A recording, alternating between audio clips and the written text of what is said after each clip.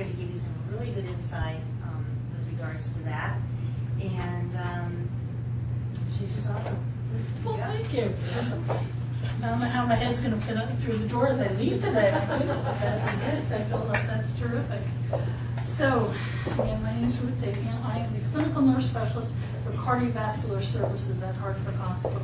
So anywhere you find a cardiac patient or a cardiac monitor, you might find me floating around.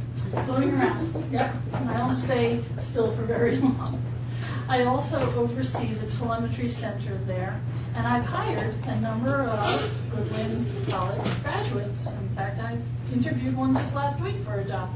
So as you are learning all about the role of the MA, I want you to think a little outside the box in some cases, because I like hiring MAs because you have this background and this nice round variety of knowledge that you come with from your program, but then I teach you a little bit more, and I get you to hone in a little bit more on the cardiac and the cardiac rhythms. So it's not the typical MA job by any means, but that's part of my message here today is you're training to be an MA, and most MAs work in a physician's office and bring patients from the waiting room into the physician's office, start the medical history, start getting some information from the patient, do a few tests, but there's so much more. This is just the beginning. Now, I also prefer talking with people much more than I prefer talking at them. So I'm hoping that you will talk with me, you'll ask me questions, stop me at any point. Don't wait till the end, because I don't want you to forget your question. Stop me at any point if you've got a question. But I'd like to start off with getting to know you a little bit better. So I'd like to know why you chose to become an MA, and are you graduating soon, or is this whole, when are you graduating? Whoa, really soon. Fantastic. So you're all starting to look for jobs now. Yes? Doing our externships this summer. Fantastic. Okay. Good. All right. So let me start here. Why did you decide to become an MA? I have empathy for people and compassion. I just want to work with people. That's fantastic. That's great. That's the kind of person we need in the profession. So fantastic. I decided to become a medical assistant because, like her, I have a lot of compassion. I've dealt with family members that have disabilities, and I love caring for people, really going the extra mile and just help them go above and beyond for them. That's wonderful. I was inspired by my family as well, and some of the things that were going on in my family when we become a nurse. Yeah, so I certainly understand that. That's great. My end goal is to be an ER nurse. So I have no medical experience, so I'm going on my third career choice of a lifetime, and thought MA was a good way for me to get my feet wet as I go on through my training. That's great. In nursing, we have so many people now that are on their second or third careers, and it's wonderful because you bring so much richness and experience to the profession. It's wonderful. You see things usually through a different lens than the person who just went to nursing school, and that really helps. Very creative people usually. Oh, good. I'm making some assumptions. To get out the door. But seriously, people that are second, third generation career people, you've got a leg up in getting jobs a lot of times. That's kind of what I was hoping, bring my experience with me. Yep, that's great. I have compassion for the medical field. I enjoy changing lives of individuals. Okay, great. I like the medical field because it's interesting. And a lot of things happen and fast paced. I like working with people too. That's great. If you apply yourself, you will never be bored in this type of work. Seriously, there's so much, and it's always changing, always getting better. I want to become an MA because my grandma has always inspired me to help others, and I really enjoy helping her. So my ultimate goal is to do nursing, but MA right now is like baby steps to my ultimate goal. Okay, that's terrific. That works for a lot of people. To just take it slow and really weed out whether or not this is what you like and what you want to do. That's great. I want to be an MA because I like working with people. I'm compassionate. I'm in the MA program because I want to help people, and I also want to do ultrasound technician. So I wanted to start up in the MA program first, just to like see how I like it. Yeah, okay, great. Is there a program for ultrasound technicians here, or do you have to go someplace else after this? I would have to go somewhere else. Okay, that's terrific. We always need people that can do that as well. I got into the MA program because my family kind of introduced me to it, and I want to get my feet wet, kind of, and then go off into other specialties of the medical field. Okay. I want to become an MA because compassion for people, and I also want to go into nursing, so I don't want to stop here. I want to work with labor and delivery when babies are being born. So, Terrific. All right. Well, just like if you're a nurse or an MA, you can go into women's health, you can go into medical surgical cardiology. There's so many different directions you can go to, and I'm glad many of you are using this as your first step into the field. That's just great. So let's talk a little bit about the work environment out there in this economy. What do you think it's like? Fast-paced. Fast-paced. Organized. What did you say? Organized. Organized, okay. I wouldn't have thought of that as a word for it, but okay. More like unorganized. I'm thinking a little chaotic right now. Very chaotic. But I hope they're going to get organized. Multitasking. Okay, yes, that's a really good word for this. You have to be multi-skilled. Multi-skilled, yeah. What else? Cross-training. Cross-training, good, okay. The major word I think of is competitive. Oh, yeah, I was gonna say that. Okay, so I'm not sure if you just decided to do this as a new career or you were pushed to it because so many people, I was laid off. My job went out of state. yeah, so many people are in the same boat. Their jobs laid off. They don't want to move to another state or another place or, follow that job. So retraining and finding something new, reinventing yourself is the way to go. So there's so many people out there looking for jobs. So it's very, very competitive. Be the best of who you are. Yeah.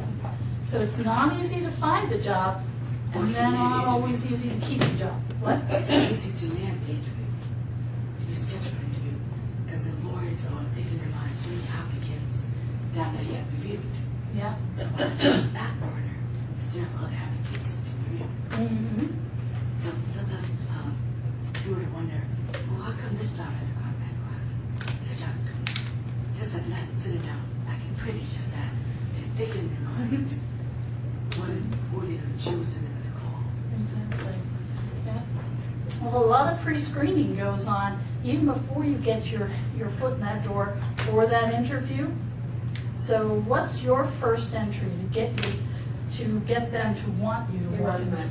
Your resume. Your grades, GPA, Yeah, Uh-huh.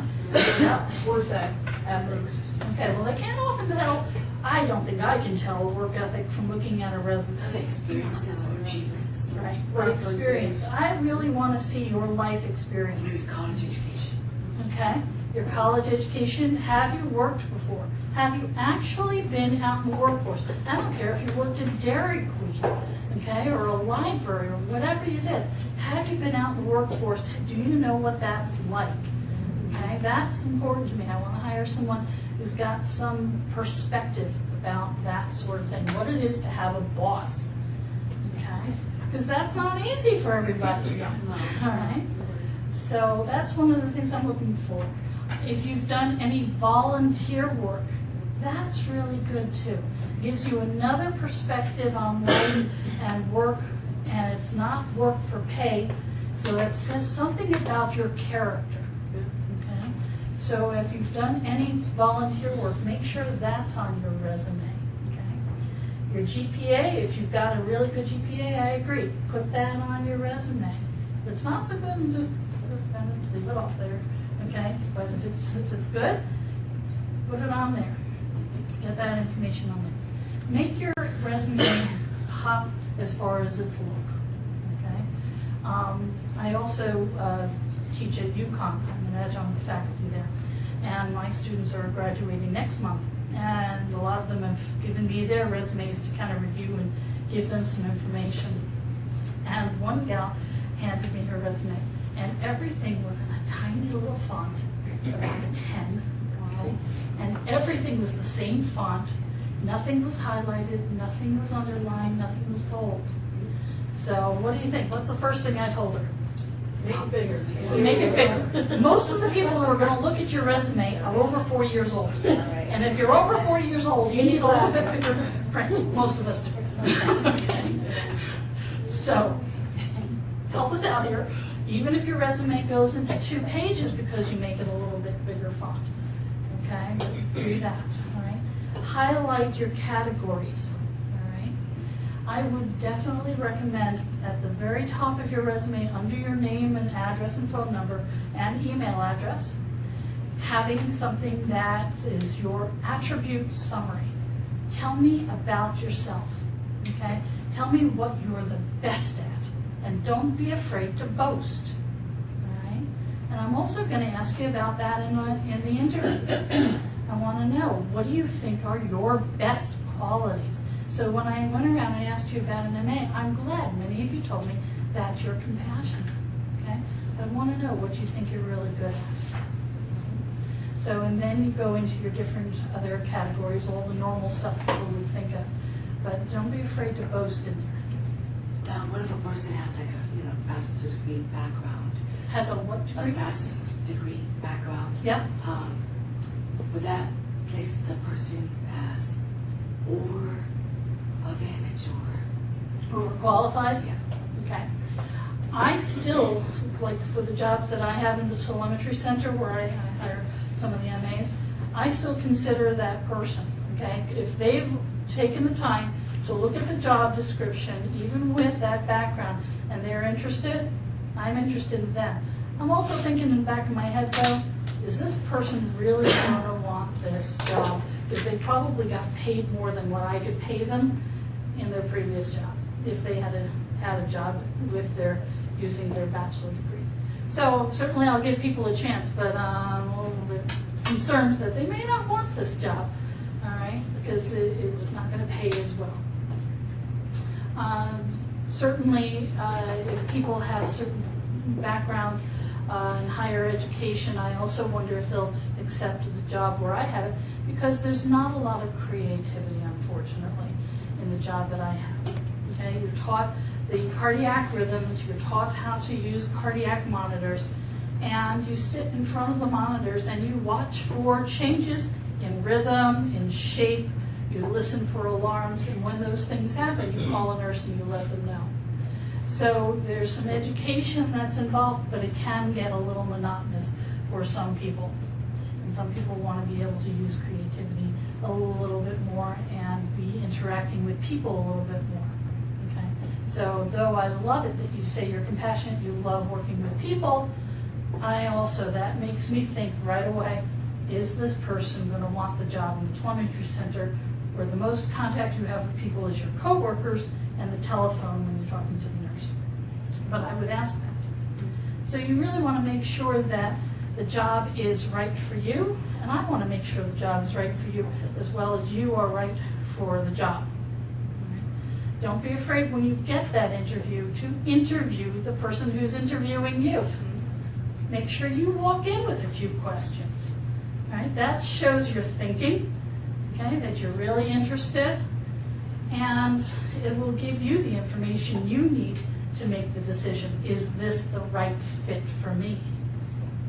Don't accept a job that's really not going to fit for you. What I have in the telemetry center is strictly night shift right now. We're hoping someday it'll be a 24/7 operation. But right now it's 11 p.m. to 7:30 a.m. That's definitely not for everybody. Consider your lifestyle. Consider what else is going on in your life if you've got children. And if that's going to make a difference if you can be away at night.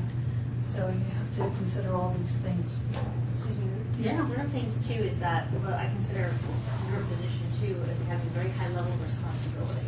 Yes. Because I mean, you're watching that patient post-op. Yes. And knowing the knowledge that you've been trained in, you have to make a decision. you know, whether to call that nurse or what to report on. And in the meantime, too, if you have a desire to get into cardiology, you know, to get into that field, it's a great way to start. Absolutely. Yeah. Yeah, for a number of reasons. One, many hospitals are moving toward hiring nurses who already have basic arrhythmia interpretation skills. We started that at Hartford Hospital this year. We used to hire nurses that didn't have the skill, and we taught them at the hospital. Doesn't happen anymore. They got to walk in with the skill. They have to walk in with some proof that they have the skill. Okay? So you, if you worked in the telemetry center, would have that leg up. And if you're thinking about going on for any kind of ultrasound technologist that might be an ultrasound of the heart, the echocardiogram, this is a good thing to learn. You have to know cardiac rhythms in order to do that. I know that before the application to look for, you know, education status, you want to lie and say, well, if you have other educational background, you want to lie and say you have this, because some companies will do Background checks. check. That's why I said, but with the bachelor's degree, I always put that down. Yeah. Because I'm not going to lie and say, well, I don't have it, I have it. Yeah, you got to be truthful. Absolutely. You will get caught. You lie on a resume, you're going to get caught. I have a question. From your telemetry floor, can you move in the cardiac unit within the unit, like to like med surge and things like that? Well, the thing about becoming an MA in the telemetry center, we call them patient administrative associates. Okay, so you're not just doing the telemetry; you're also doing some secretarial work at the hospital. And yes, you could work on any nursing unit with those skills that they would teach you. Okay, during your orientation, you would learn the secretarial part. You'd learn our computer systems and documentation systems and things like that, as well as the cardiac part of it. And yeah, you could work anywhere at the hospital then. It's a foot in the door, and yeah, if you want to give the telemetry center a year and then try working in maternity for a little bit. They don't do a lot of cardiac monitoring except in labor and delivery, but that might be an area then, and then that would help you further down your career because you've already had that experience. So that's always a good thing. So I want you to give yourself that edge by having a really great resume. You know, some people feel it must be one page. I'm okay with more, as long as you tell me really what makes you special, okay? Makes yourself stand out from others. Make sure you always highlight those best attributes. Take that chance, that time to really boast a little bit. I like that many of you said you're willing and interested in going on for other degrees, but even if you're not, if MA is what you definitely want to do, that's great, but never stop learning, okay? And make that very evident when you interview, that you're going to be someone who's going to read about your profession and new things that are happening, and that you want to learn, you want to discuss things with the nurses, with the physician's assistants, the APRNs, the doctors. You want to continue to learn, okay? Because you can't stay static in healthcare, okay? You will not keep the job if you get the job. You've got to keep on learning constantly. We want to know that you're the kind of person who will go above and beyond every single day, okay? If you have a slow day, there's not that many patients, you're not just going to go off in a corner and look at your cell phone. You're going to be somebody who's going to look around the unit, look around your office, and see what needs to get done. Or ask another coworker, can I help you with something? I've got a few minutes. Okay, the microwave. Seriously. Anything to help out the whole business, okay? Have discussions with the people you're working with. Don't be afraid to suggest ideas. I love that you were, as I was walking in, you were talking about interviewing the patient, okay?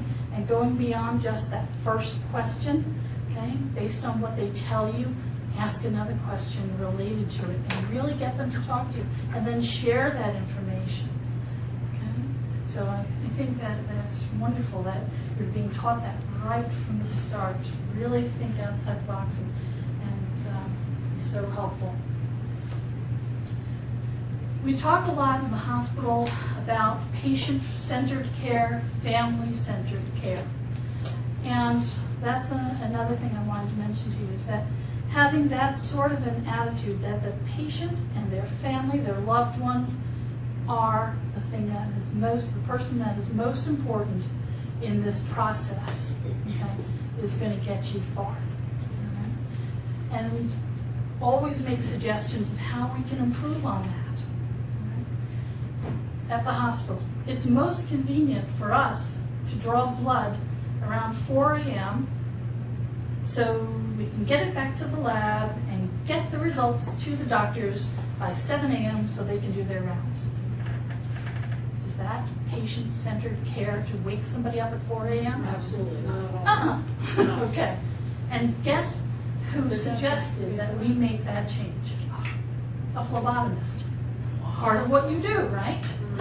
Okay? It worked. She felt horrible about waking people up all the time at 4 a.m. Okay? Not good as a patient. No.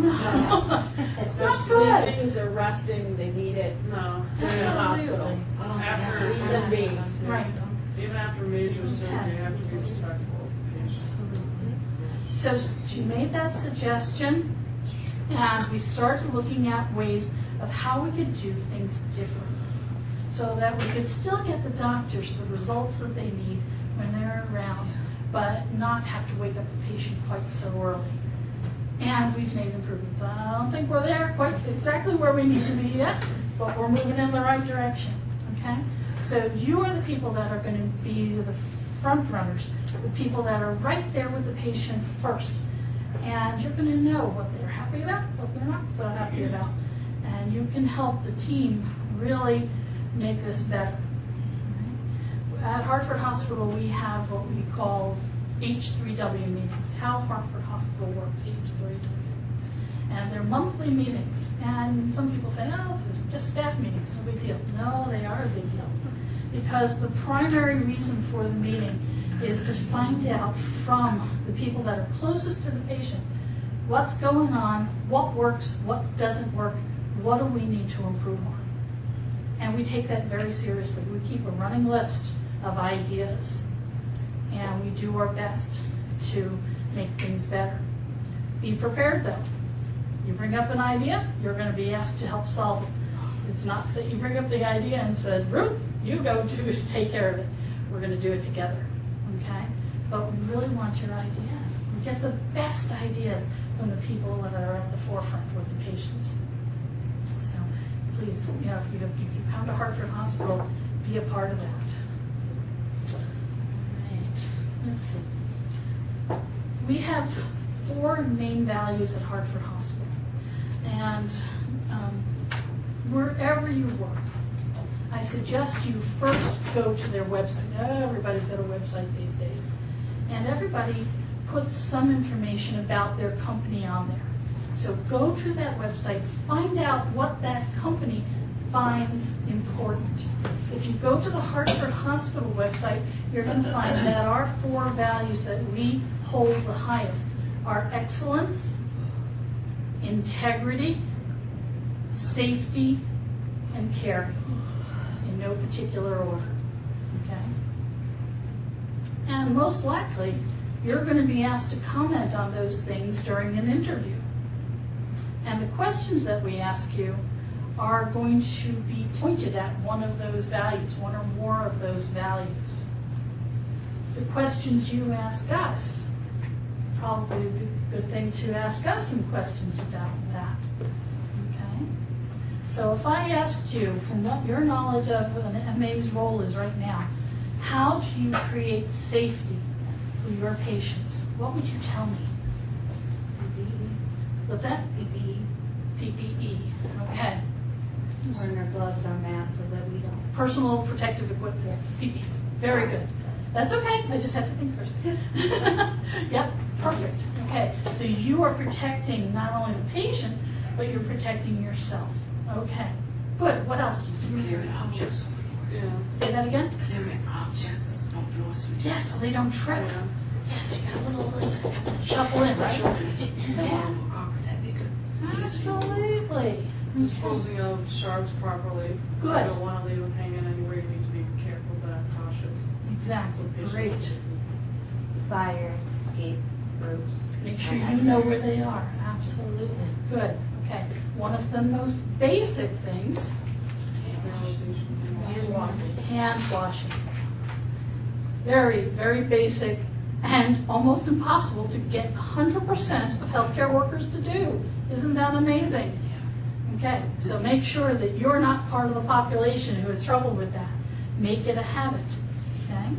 That's really important. Clean, clean hands. All right, what else do you do to keep your patients safe? You have to be very attentive to your patient. Don't leave them in a room on their own, especially if it's geriatrics you're dealing with. Be very cautious of that, your surroundings. Okay, good, all right. Education, Yes, educate them what are you going to educate them about? on surgery, on eating, all the things. Okay, Anything. whatever's going on with their particular situation. Anything. Okay, good, so customize what you teach them to their needs. Yes.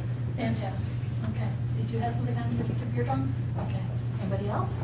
I said, make sure you monitor bed safety, make sure bed rolls up. Sometimes you think they're up, they could be down. Uh-huh, okay. They look both sides. Yeah, so protect them from falls, make sure the bed's low, make sure the bed exit alarm is on if that's what needs to happen for that patient. Super, okay. So those are some of the questions that you may get when you go for an interview is how are you going to create safety? Okay. How are you going to show your patients that you care for them?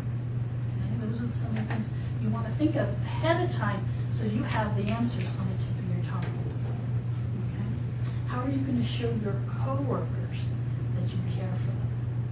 And if you came to work in the telecenter, we're going to give you some scenarios of things you may encounter. And we're going to watch and see how you would answer them. And I'm surprised how many times people kind of give us the sharp answer instead of compassionate answer. So think about those sorts of things. All right. I've given some thought to some handouts for you. So I wanted to share with you an article that I saw just last week. And also a picture I'll talk about too.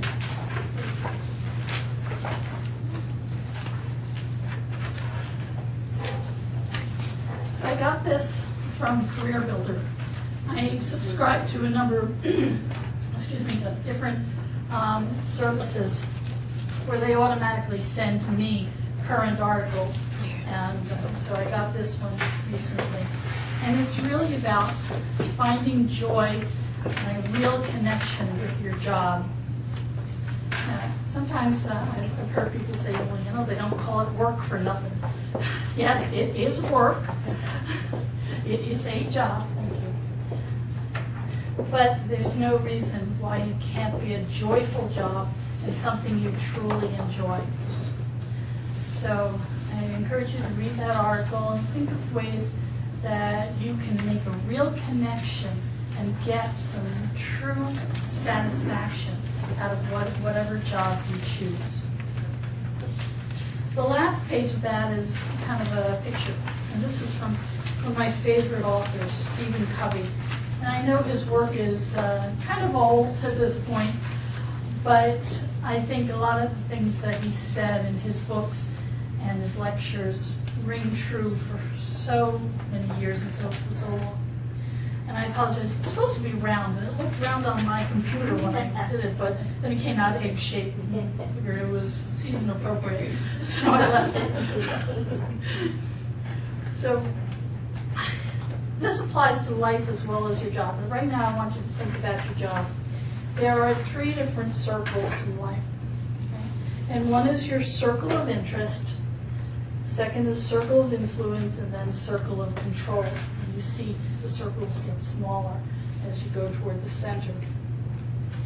When it comes to your job, your circle of interest are things that are going to happen in the job or in the corporation or company that you work for that you don't have a lot of control over or have no control over. Okay, if they decide to move to another state, and I don't have a lot of control, you know, I have no control. If they decide to build a new mousetrap, you probably don't have any control over that. Okay? So there are certain things you are interested in, it makes a difference to you, to your life, to your career, but you've got no control over. Then you've got things that are circle of influence. This is the circle where you have a lot of things you can do. You may not have control over what happens there, but you should always be looking to widen that circle.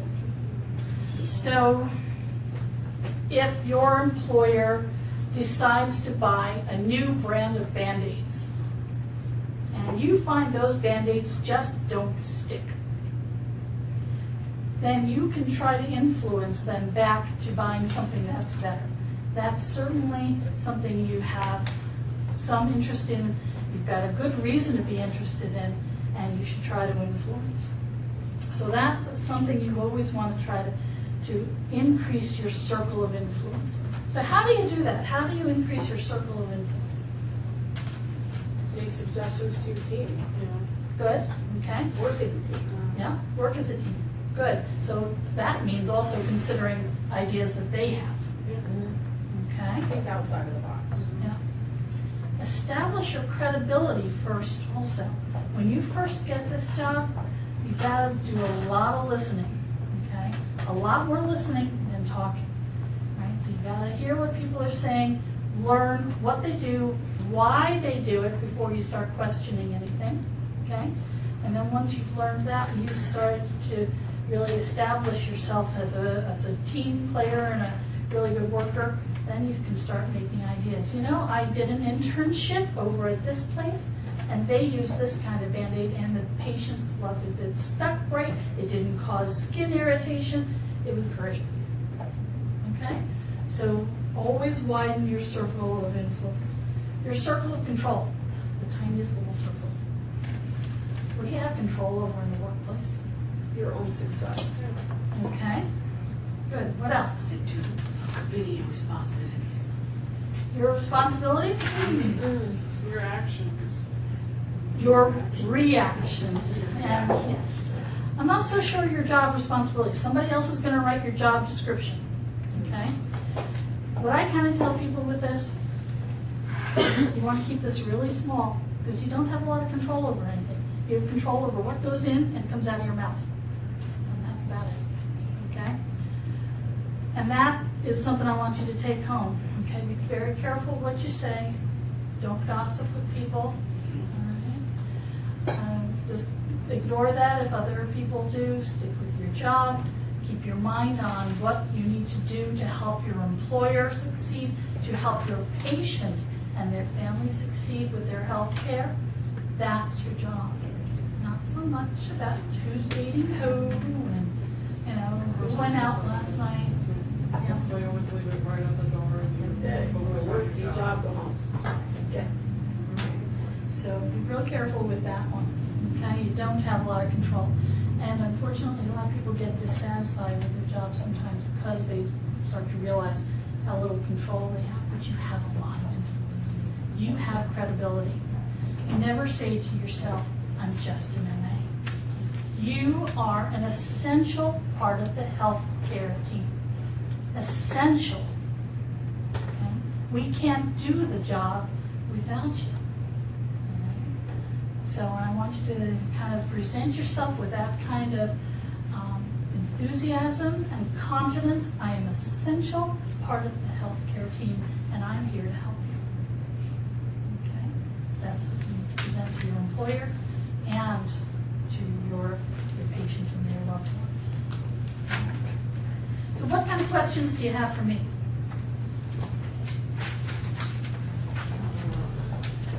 We like most of our work in our hospital. I like the variety of my job. I get to work with people, with patients, with nurses. One day I'm teaching, another day I'm doing a schedule, another day I'm getting the biomedical team to come and fix my telemetry monitors. I get to look at what's out there in the marketplace and influence what the hospital buys for cardiac monitoring. So I have a great variety in my job, and I really enjoy that. I am truly never bored, never bored. What job opportunities at Harvard are there for medical assistants? Great question. Phlebotomists, okay? The lab always needs phlebotomists.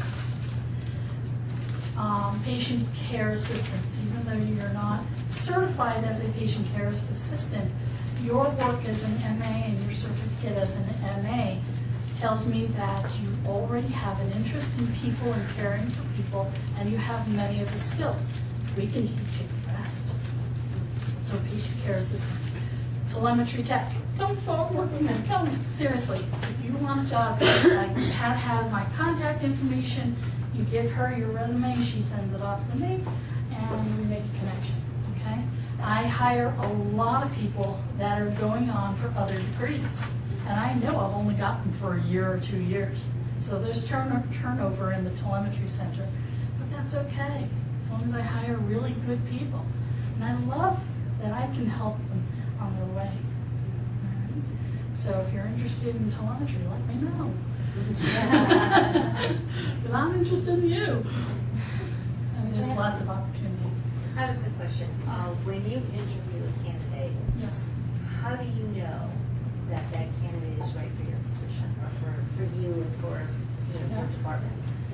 Well, I do ask a lot of questions where I give them scenarios, and I'm looking for someone who cares for the patient and cares for their coworkers. Okay? I'm going to give you a scenario where your coworker doesn't look like they're doing their job the way they should be doing it. And I just gave this to some of my nurses recently as we were practicing interviewing. And one particular nurse said, well, I'd say, you've got to do this differently. You know, you're not doing your job right. And another one said, I'd say, are you okay? Is there something I can do to help? Which answer do you think I like better? Everybody's entitled to a bad day. You know, and I've got people that work strictly night shift. Some of them just couldn't get to sleep that day because their kid was sick and home from school. Okay, everybody's entitled to a bad day or a bad night. Help each other out. Okay, so I want to know about the person who's going to say, can I watch your monitor for you for a minute while you go get some coffee? It looks like you need a cup. All right, I want compassionate people who understand that they're working with people. I also want people who understand those little squiggly lines that you're seeing on the monitor are not just squiggly lines. They're real people. Someone's heartbeat. Yes. Yeah. And they are depending upon you to let the nurses know if they have something bad that happens to their heart. Okay? The nurses are scattered all over the nursing units, giving medications, changing dressings, putting in IVs, doing all sorts of things, but they can't sit by the monitors. They're trusting you to be their eyes and ears. Okay? And so we really need you to understand how important your job is, and that it's so much more important than looking at the cell phone instead of your monitor. There you go. Yeah. So I need people that really understand that.